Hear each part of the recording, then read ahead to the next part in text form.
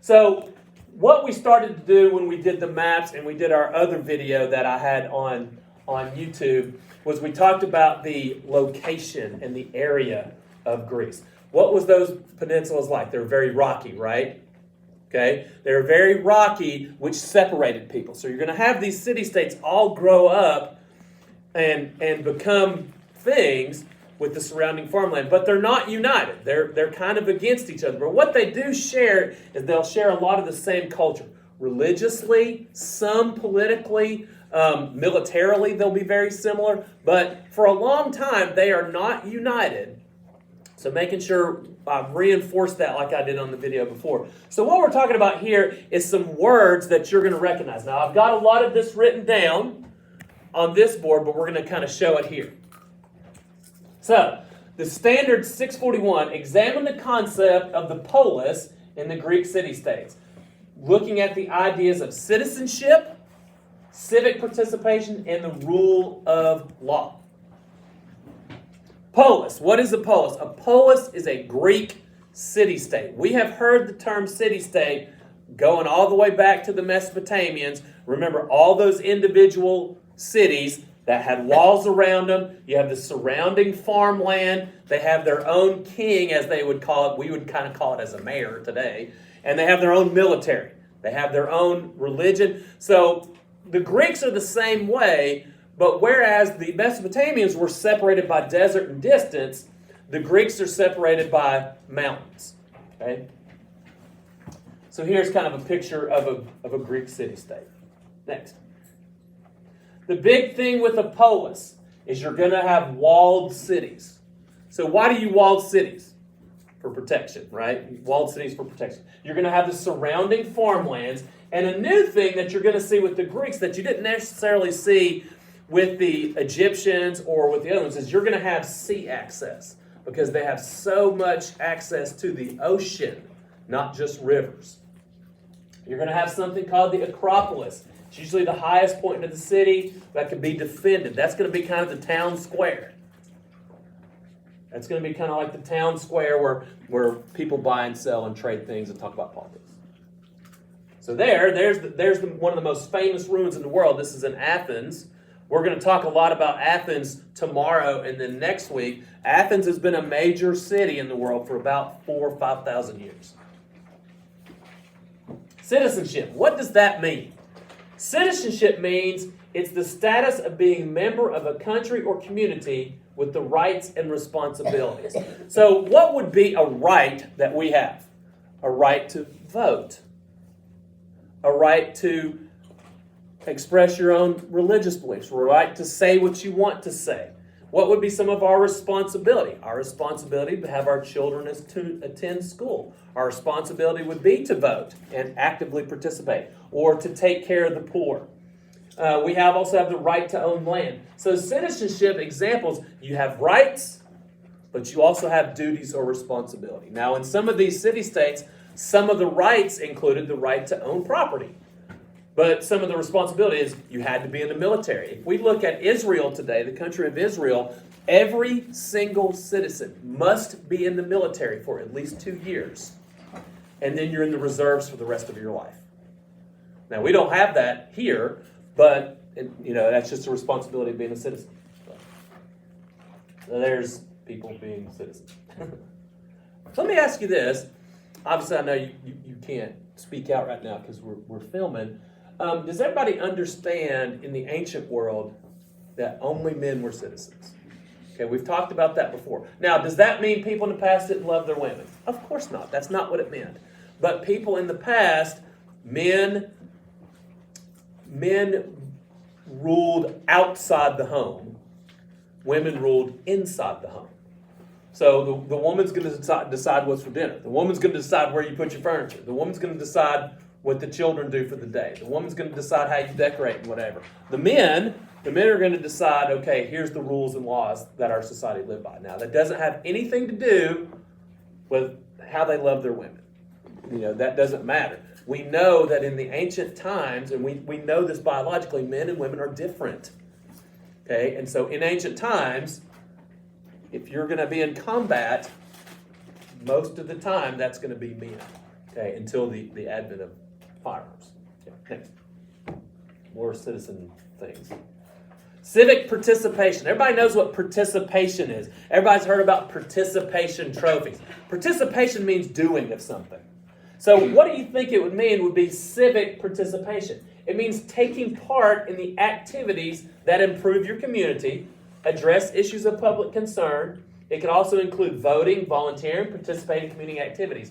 Voting in elections, taking care of the poor, participating in public gardening, serving on a community board, serving in the military, mentoring young people. Everybody was expected to participate in their community. Now, this wasn't always the case in other places. That wasn't the case in ancient Egypt, right? In ancient Egypt, everybody served who?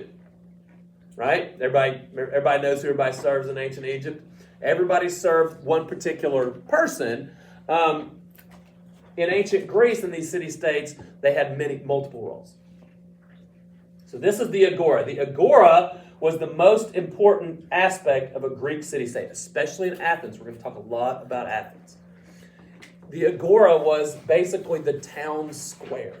It's where men went to talk about politics, to shop for goods or slaves. Okay, it's where men would go to worship the gods. That was the town square. That's where the meeting point was. And as a matter of fact, you use that word, agora, when you're talking about a phobia.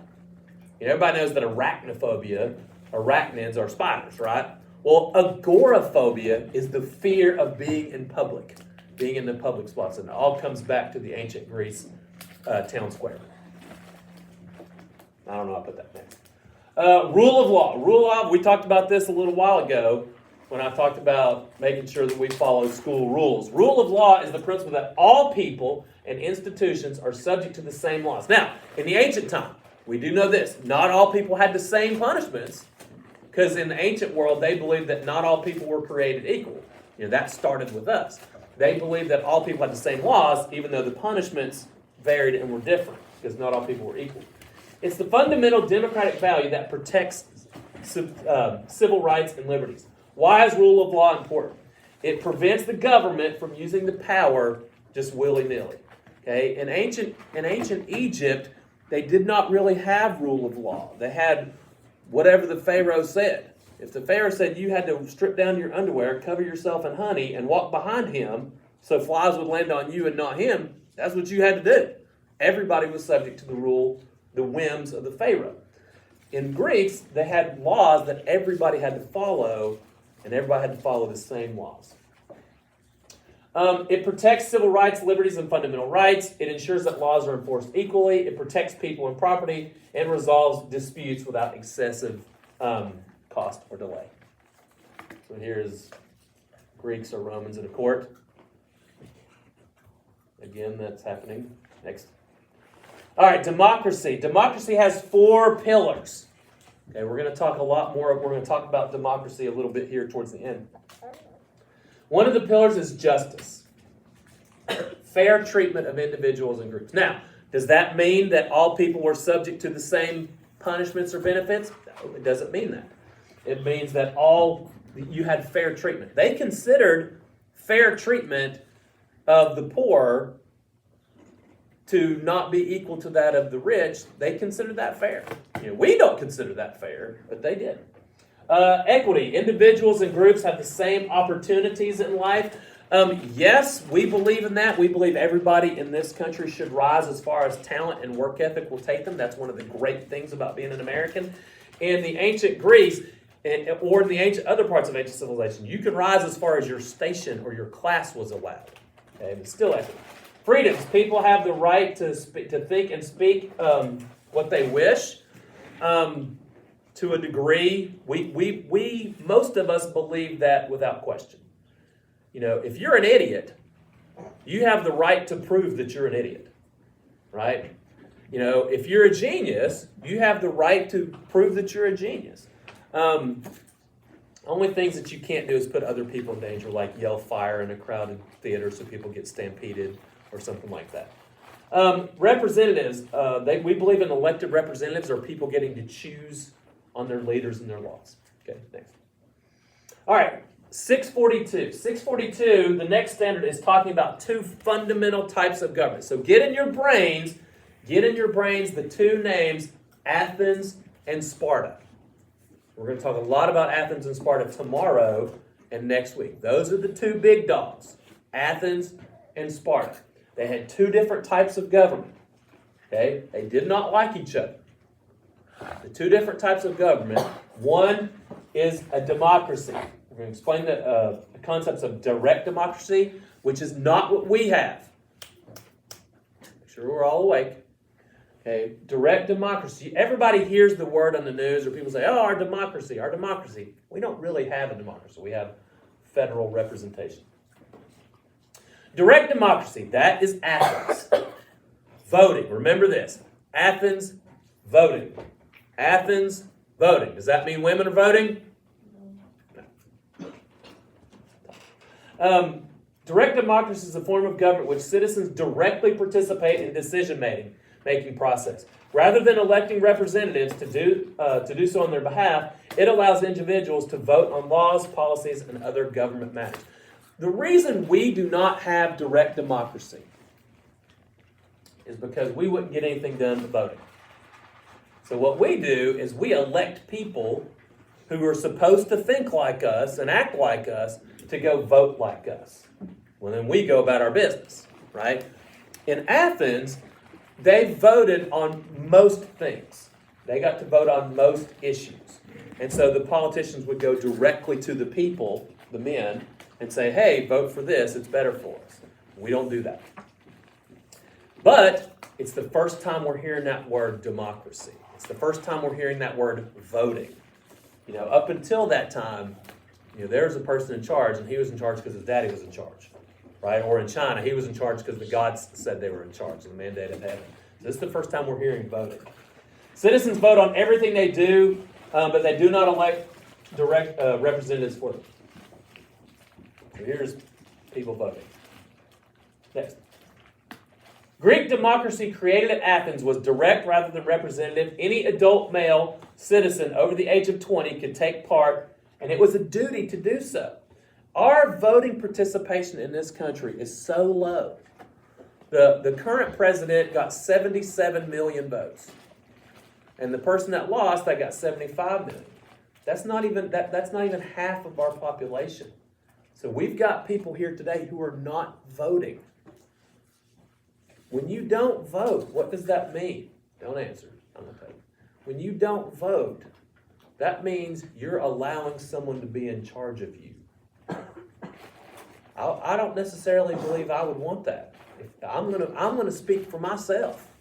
So once you have the right, when you're 18, pay attention and vote for people who think like you. Right? Because if you're not, then you're saying someone else is going to be in charge of you. You don't want to do that. You're American.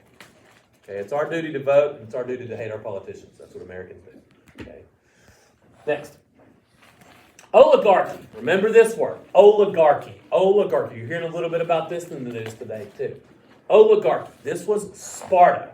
Oligarchy was not voting. An oligarchy is a form of government when a small number of people are in charge of everybody. Okay, they did this in Sparta. This was the military. The military were in charge of everything. Okay. City-state was ruled by a military oligarchy. The funny thing is while we're talking about Athens and Sparta, everybody in here thinking, "Oh yeah, Athens. We're all for Athens." But when we talk more about it, every one of you are going to pick Spartans. That you're going to like the Spartans better. If you look at our posters outside from last year, almost every poster from last year, someone chose Sparta. Sparta's a lot cooler. There's people voting. Oh, this is the military voting on things. They had two kings. They would have two kings, a military king, somebody who was in charge of the military, and then another military king who was in charge of things in Sparta. Y'all don't like Sparta, they're pretty tough. These are Spartans. Next. Well, go back up. Here's the difference. This is not accurate. Spartans did not look like that. Spartans were naked. Yeah. Spartans were naked. They would have a shield and a spear, and they would have a helmet, but most of the time they were naked. I mean, that was pretty scary. They were known as the most fierce warriors in the ancient world. Imagine a bunch of them running at you naked. You know, that would just add another thing of fear to it, right? Ah! Okay, next. So recap. Well, I want everybody to get out a piece of paper. Not you. Everybody get out a piece of paper, and I want you to answer these 5 questions. You've got 2 minutes.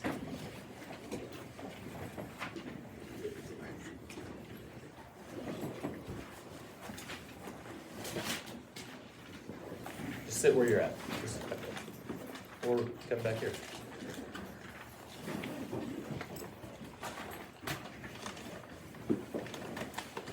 All right, in the next 2 minutes, I want you to write these questions down. And when I ask them, if you think you know the answer, I want you to hold your paper up. Okay?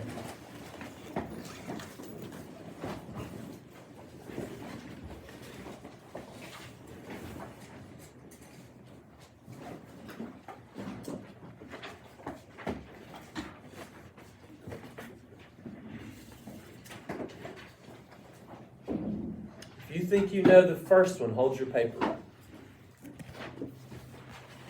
Okay. Yes. A polis is the Greek word for city-state. We know a city-state is a large city, usually with walls, with the surrounding farmland, their own government, their own military, their own religion. Very good. Raise your hand if you think you know number 2.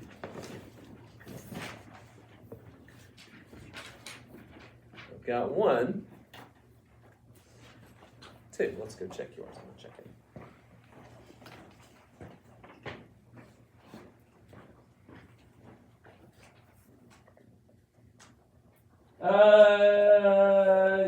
Not exactly. Let's see yours. Yes. Okay. You were close where you said citizens vote on everything. That is part of it. Civic participation is participating in society. You said vote, and that is certainly one of them, but other parts of that could be serving in the military, helping the poor, doing community projects. Which city-state had a democracy? Let's look at yours. Yes, Athens. Athens had the democracy. What is rule of law?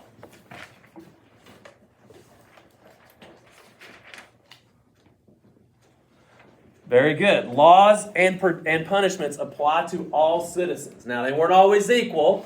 All the punishments or benefits are not always equal, but all the laws apply to everyone. Very good. And number 5, what is an oligarchy? What's an oligarchy? Okay. Yes, an oligarchy is a small group of people that are rulers. Most of the time they are not elected. In some situations they are elected. But that's a small group of people that are ruling everyone. Okay? And a bonus, who had the oligarchy?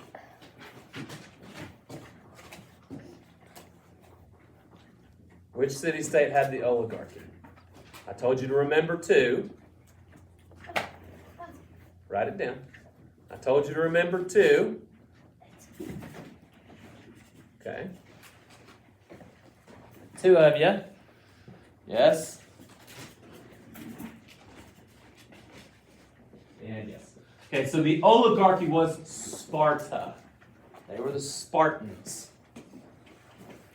All right, very good.